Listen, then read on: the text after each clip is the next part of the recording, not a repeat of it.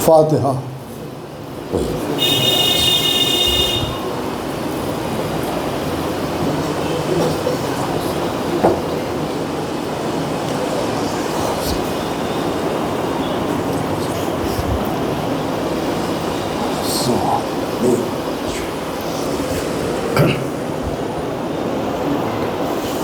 اعوذ باللہ من الشیطان اللعین الرجیم، بسم اللہ الرحمن الرحیم، والحمد للہ رب العالمین، والصلاۃ والسلام علی اشرف الانبیاء والمرسلین، خاتم النبیین، سید الوصیین، محب الغرباء والفقراء والمساکین، رحمۃ للعالمین، رسول الثقلین، امام الحرمین، صاحب کعبہ قاسین، محبوب رب المشرقین والمغربین، جد الحسن والحسین، مولانا و مولا الثقلین، ابی القاسم محمد،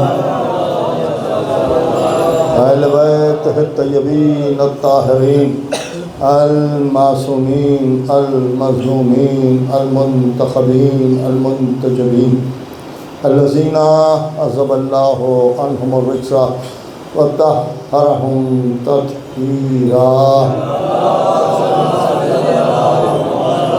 ولعنۃ اللہ علی اعدائہم وقتلتہم ومنکر فضائلہم ومصائبہم وطہارتہم وجلالتہم وشجاعتہم وعظمتہم وولایتہم وعطشہم اجمعین، من لنا هذا إلى يوم الدين، اما بعد فقد قال الله سبحانه تبارك وتعالى في كتابه الكريم والفرقانه الحكيم والقرآن الكريم وقوله الحق، بسم الله الرحمن الرحيم، يا أيها الذين آمنوا لا تتخذوا عدوي وعدوكم اولیاء، صلوات کرتے ہیں۔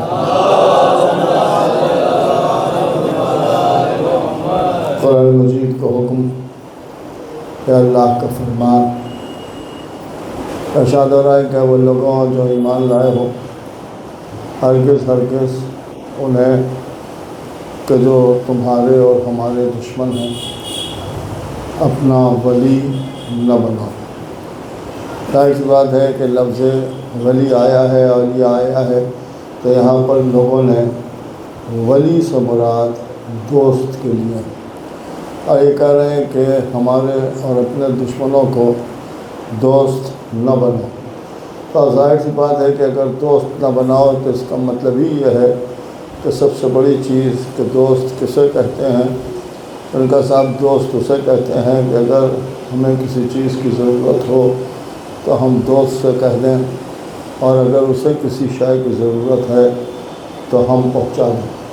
ہم پر مصیبت ہو تو وہ مصیبت میں شریک ہو جائے، اور اگر اس پر مصیبت ہو تو ہم مصیبت میں شریک ہو جائیں۔ ہمارے ہاں خوشی ہو تو ہم اسے بلا لیں، اور اگر اس کے ہاں خوشی ہو تو ہم وہاں پہنچ جائیں۔ لیکن اللہ کہہ رہا ہے کہ دوست نہ بناؤ، تو اس کا مطلب ہی یہ ہے کہ اگر وہاں مصیبت ہو تو اس کی مصیبت میں تم شریک نہ ہو، اور اگر تمہارے ہاں مصیبت ہو تو اسے اپنی مصیبت میں شریک نہ کرو۔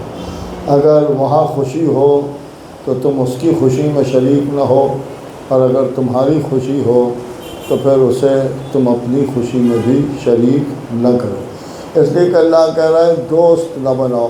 بس یہیں سے سمجھ لیجئے کہ جسے اللہ دوست بنانے پر تیار نہیں ہے اسے آپ خلیفہ کیسے بنا سکتے ہیں؟ اس لیے کہ اللہ کہہ رہا ہے دوستی نہ کرو، دوست نہ بناؤ۔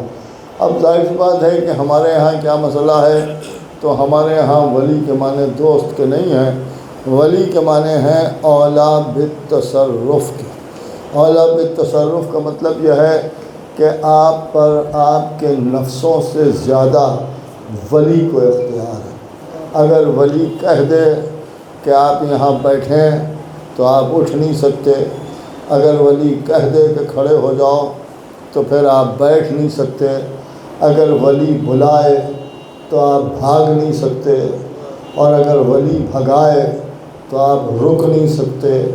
اگر ولی کہہ دے کہ یہ تمہارا بھائی ہے تو پھر اسے بھائی سمجھو، اگر ولی کہہ دے کہ یہ تمہاری زوجہ ہے تو پھر وہ زوجہ ہے، اور اگر ولی کہہ دے کہ میں اپنے اختیار سے تمہاری زوجہ کو طلاق دے دوں گا تو پھر طلاق ہو جائے گی۔ ایک صلوات وہ ہے محمد۔ تو ولی کے معنی اولا بالتصرف کے ہیں، اسی لیے لوگوں نے ولی بنانا شروع کیے اور نہ جانے کتنے ولی بنا لیے۔ اب تو گلی گلی ولی نظر آنے لگے، ذرا سا دیوانہ ہو گئے ولی ہو گئے۔ باتیں سمجھ میں نہیں آ رہی ہیں کہ کیسے سمجھ میں آئے گا، اس لیے کہ یہ ولی کی باتیں ہیں۔ کہوائی اس طرح سے ٹھیک سے لباس پہننے کا سلیقہ نہیں ہے، کر لیں گے اس پر اعتراض نہ کیجیے کیونکہ یہ ولی ہیں، کہ ولی ہیں۔ کھانا ٹھیک سے کھا نہیں پا رہے ہیں، کر لیں گے ولی ہیں۔ کسی کی قبر باقی رہ گئی تو ولی ہیں، اور پھر ولیوں کے بھی ولی بن گئے کہ یہ بھی ولی ہیں، وہ بھی ولی ہیں، وہ بھی ولی ہیں، یعنی ولی کا ٹھکانہ نہیں ہے اور ولیوں کے ولی بنے جا رہے ہیں۔ ان کا صاحب یہ بھی ولی ہیں، وہ بھی ولی ہیں، وہ بھی ولی ہیں۔ میں نے کہا اتنے کیسے ہو گئے؟ کہنے لگے یہ رامپور کے ولی ہیں، یہ کچوچے کے ولی ہیں، یہ کلکتے کے ولی ہیں، یعنی علاقائی ولی ہیں۔ دیکھیں علاقائی ولی ہیں، کائنات کا ولی کوئی نہیں ہے، سب علاقائی ولی ہیں، چھوٹے چھوٹے ولی ہیں۔ یہ بھی ولی ہیں، وہ بھی ولی ہیں، وہ بھی ولی ہیں، وہ بھی ولی ہیں۔ لیکن ایک بات یاد رکھیے، چاہے جسے ولی بنا لیجئے مگر اذان میں علی ہی کی ولایت کا اعلان ہوگا۔ ایک صلوات وہ ہے محمد۔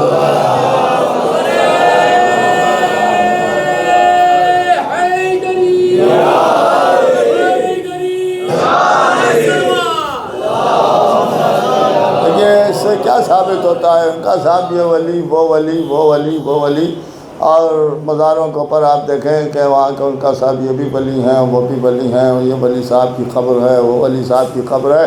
ان کا صاحب ہم تو ولی صاحب کے مزار پر جاتے ہیں، اور جب ہم نے پوچھا کہ بھائی کیسے ولی ہو گئے تو اب یہ تو کچھ بتا نہیں پائے کہ ولی کیسے ہو گئے۔ کہنے لگے یہ سید ہیں، ہمارے یہ سید ہیں۔ یہ سید کیسے ہیں بھائی؟ کہنے لگے کہ صاحب یہ نبی کی نسل میں ہیں، یہ سادات میں سے ہیں، پوری توجہ سنیے گا، سادات میں سے ہیں۔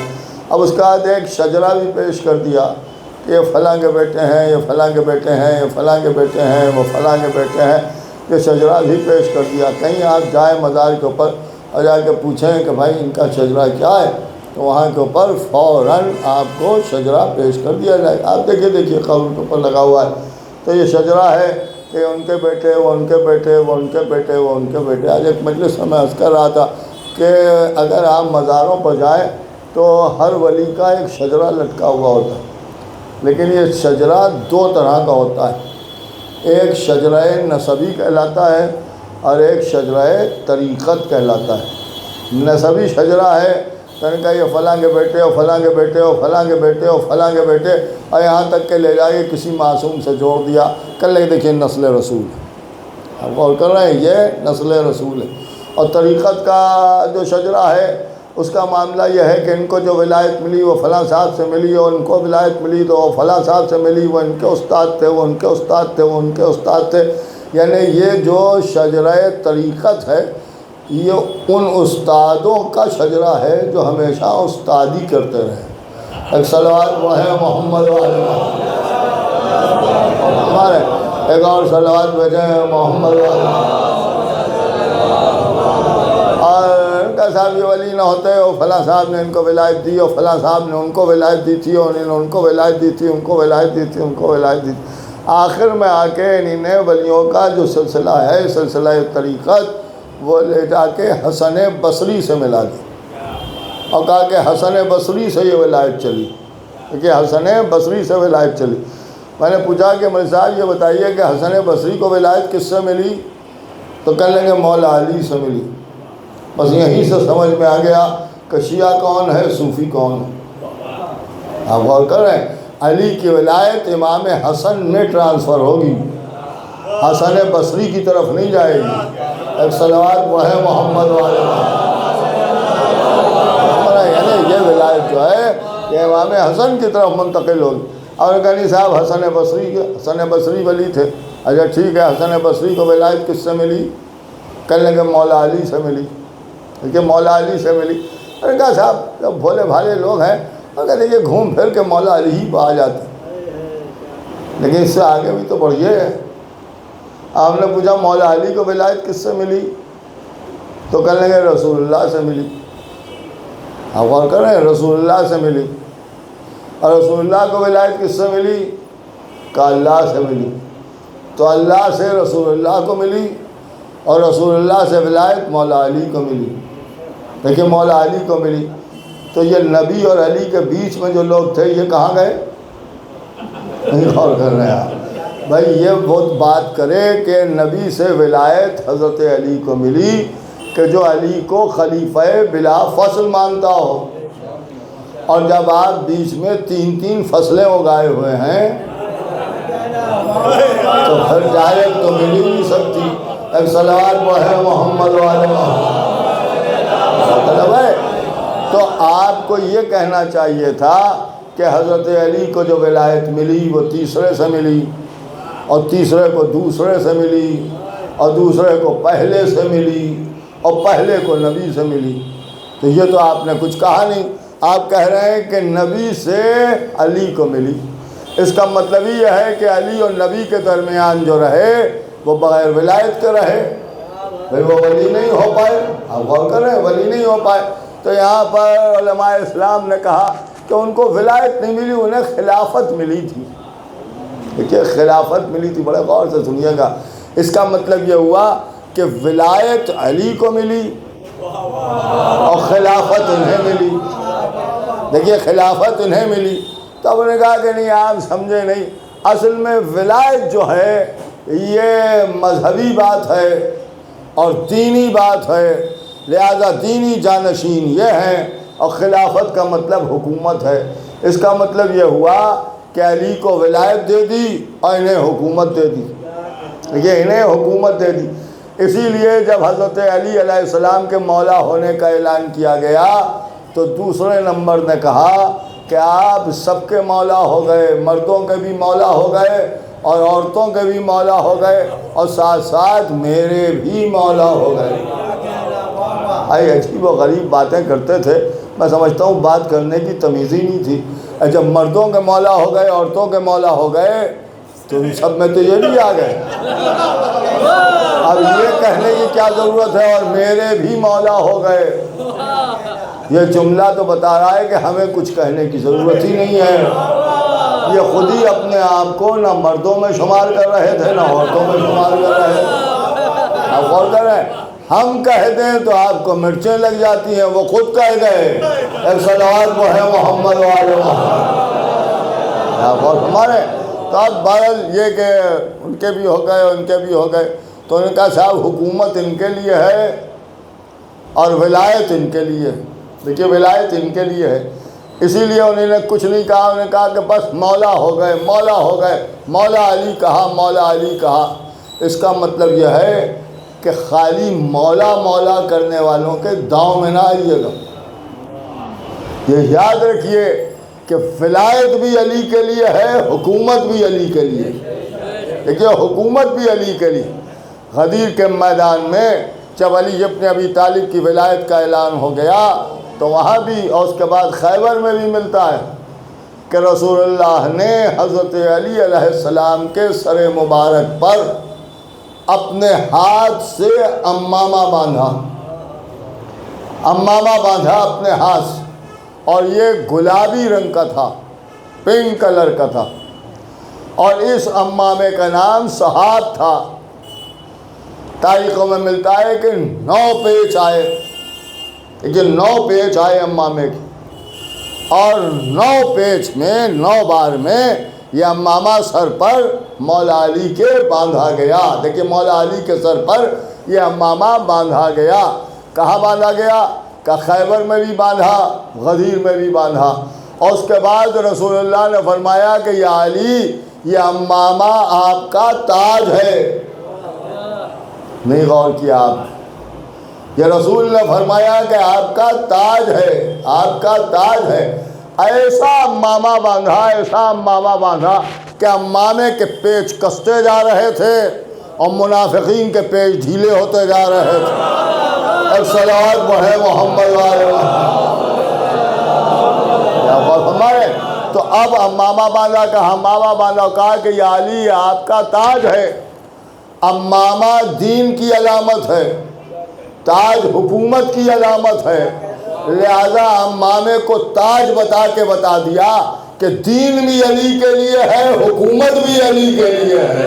ایک صلوات وہ ہے محمد والے محمد۔ بس آخری بات میں آپ کے سامنے عرض کر دوں کہ ولایت تو ولی تو ان کا صاحب مولا علی ہے، ان کا انہیں ولایت نہیں ملی، انہیں تو حکومت ملی تھی۔ تو حکومت اور چیز ہے، ولایت اور چیز ہے۔ ولایت مولا علی کے لیے، حکومت ان کے لیے ہے۔ میں نے کہا ایسا کیوں ہوا؟ رسول اللہ نے ولایت انہیں کیوں نہیں دی اور حکومت انہیں کیوں نہیں ملی؟ دونوں چیزیں ایک ہی کو کیوں نہیں دے دی؟ تو ان کا آپ سمجھے نہیں، جب بزرگ کوئی اس دنیا سے چلا جاتا ہے تو وراثت بڑھتی ہے، اور جب وراثت بڑھتی ہے تو بہت سی چیزیں ہوتی ہیں، ان کا باغ ہے اور کھیت ہے اور جائیداد ہے اور مکان ہے اور روپیہ ہے اور پیسہ ہے اور ساری چیزیں ہیں۔ تو اگر 4 آدمی ہیں تو چاروں میں بٹے گا، تو کسی کو درہم مل گئے، کسی کو دینار مل گئے، کسی کو کھیت مل گیا، کسی کو مکان مل گیا، تو کوئی ضروری تھوڑی ہے کہ صاحب ہر ایک کو ہر چیز ملے۔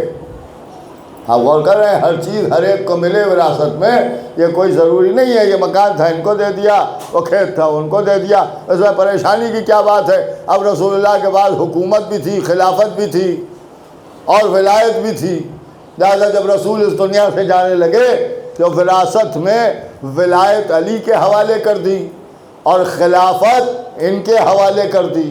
اچھا، تو ولایت علی کو ملی وراثت میں اور خلافت آپ کو ملی وراثت میں، شرم نہیں آتی؟ نہیں غور کر رہے ہیں آپ؟ شرم نہیں آتی یہ کہتے ہوئے کہ ہمیں نبی کی وراثت ملی؟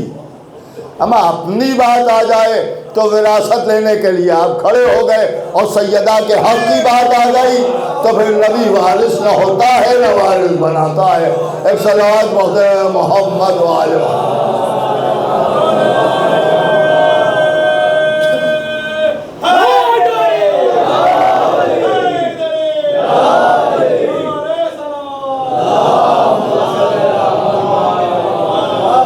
محترم۔ رسول اللہ سے جب وراثت چلے گی تو مولا علی میں آئی، اور پھر علی سے امام حسن میں آئی، اور پھر امام حسین میں آئی، اور آپ کو جانتے ہیں کہ یہی وہ گھرانہ ہے کہ جس کو بار بار رسول اللہ نے پہچنوایا ہے، لیکن افسوس کہ زمانے نے پہچان کے بھی بڑے ظلم کیے۔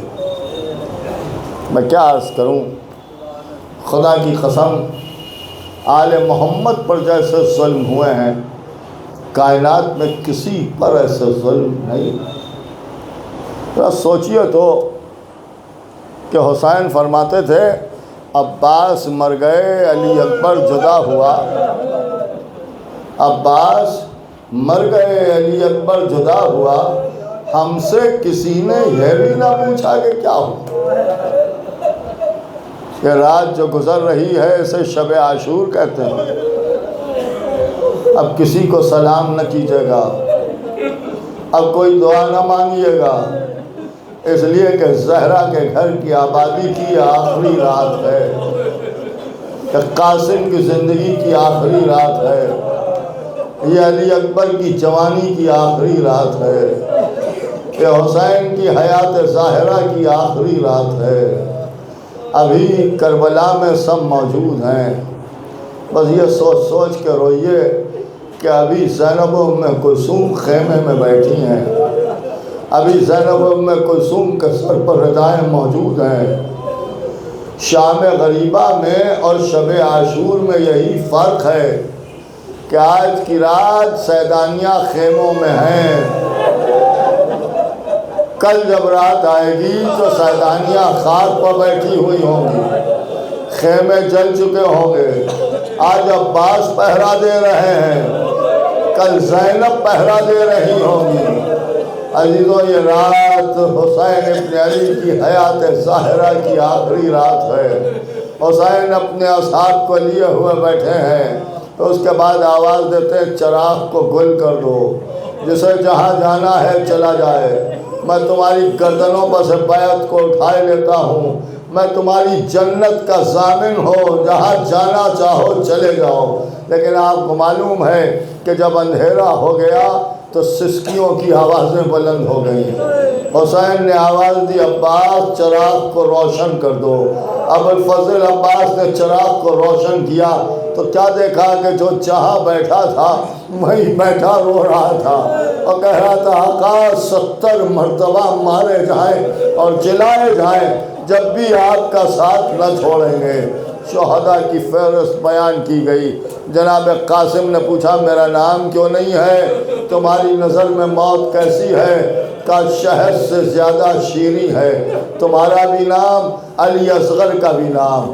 اے چچا میں تو میدان میں جاؤں گا لیکن میرا بھیا تو بہت چھوٹا ہے، میرے بھیا کا نام کیسے ہے؟ کہ میں آغوش میں لے کے جاؤں گا، سوال آپ کروں گا، تیر کا نشانہ علی اصغر بن جائیں گے۔ اور رات گزرتی رہی، اسی عالم میں حسین کھڑے ہوئے ہیں، اصحاب اپنے اپنے خیموں میں لوٹ گئے۔ رات گزر رہی ہے، نصف شب گزر رہی تھی کہ حسین اپنے خیمے سے برآمد ہوئے، مقتل کی طرف روانہ ہوئے۔ ایسا محسوس ہوا کہ کوئی پیچھے پیچھے آ رہا ہے۔ پلٹ کے دیکھا، دیکھا ہلال ابن نافع ہے۔ آواز دی کہ ہلال تم کیسے آ گئے؟ کہا تنہا جا رہے تھے، چاروں طرف دشمن ہیں، ہم سے دیکھا نہ گیا لہذا ہم ساتھ ساتھ آ گئے۔ کہا آ گئے تو آؤ۔ ہاتھ پکڑا، لے جا کے ایک جگہ پر کھڑا کر دیا۔ ہلال اس جگہ پر تم گھوڑے سے گرو گے، تم یہاں مارے جاؤ گے، وہ راہ کوفہ پر جو جگہ ہے وہاں اون و محمد قتل کیے جائیں گے۔ ہلال اس جگہ کو دیکھو، میرا قاسم پامال ہو جائے گا، یہاں میرا علی اکبر گھوڑے سے گرے گا، فرات کے کنارے میرا بھیا عباس شانے کٹا کے سوئے گا۔ ہلال تم ٹھہرو، ہم ابھی آتے ہیں۔ یہ کہہ کے ایک نشیب میں اتر گئے، ایسا لگا کہ کسی سے گفتگو کر رہے ہیں۔ جب پلٹ کے آئے تو ہلال نے پوچھا آقا نشیب میں کون تھا جس سے بات کر رہے تھے؟ کہا ہلال یہ وہ جگہ ہے جہاں میں گھوڑے سے گروں گا۔ اماں جنت سے آ گئی تھی، اپنے بالوں سے زمین کو صاف کرتی جا رہی تھی اور کہہ رہی تھی اے زمین میرے بچے سے ہوشیار رہنا، میرا بچہ پیاسا ہے، میرا بچہ یہی پر زمین پر آئے گا۔ عزیزان محترم آپ کی آوازیں بلند ہو گئیں۔ صبح عاشور نمودار ہوئی، حسین نے لاشوں پر لاشیں اٹھائے، بس ایک منزل اور مجلس تمام۔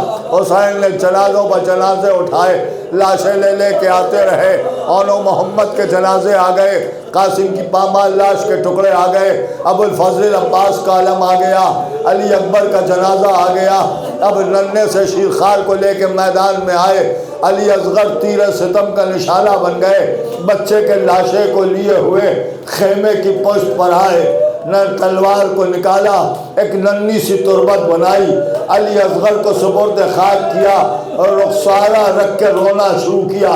اتنا روئے کہ تربت آنسوؤں سے تر ہو گئی۔ پھر حسین اٹھے، زینبوں میں کلثوم و رقیہ تم پر حسین کا آخری سلام ہو۔ لیجے حسین چلے گئے، کچھ دیر کے بعد ارض کربلا ہلی، آسمان خون کے آنسو رویا، سے آندیاں چلی، منادی نے ندا دی قد قتل حسین بے کربلا، حسین کربلا میں مارے گئے۔ خیمے چلنے لگے، سیدانیوں کے سروں سے ردائیں چھلنی لگی، سکینہ کے تماچے لگائے جانے لگے، کانوں سے گوشوارے چھین لیے گئے، یہاں تک کہ 11ویں محرم آ گئی۔ اب جب 11ویں محرم آئی اور قافلہ چلنے کو ہوا تو ایک مرتبہ یہ کہا گیا کہ باقی لاشوں کے بھی سر کاٹ لیے جائیں۔ سارے سر کاٹ لیے گئے، سر کو ایک جگہ پر جمع کیا گیا، گنتی ہوئی۔ عمر سعد نے کہا ایک سر کم ہے، تلاش کرو کس کا سر ہے۔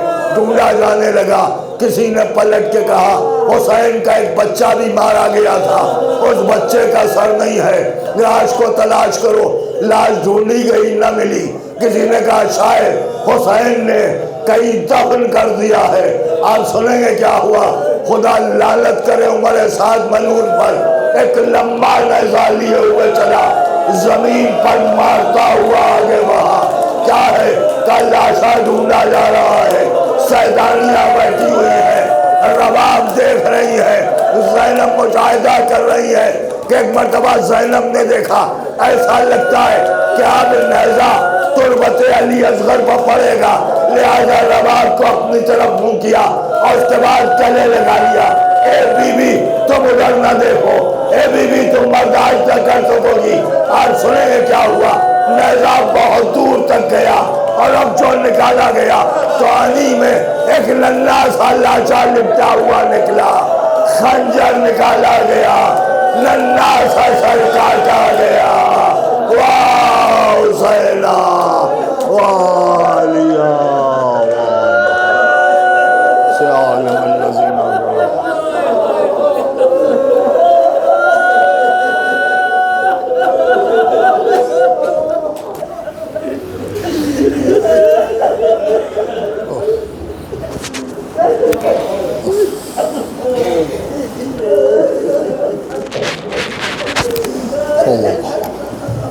السلام علیکم یا ابا عبداللہ، السلام علیکم یا ابن رسول اللہ، السلام علیکم یا ابن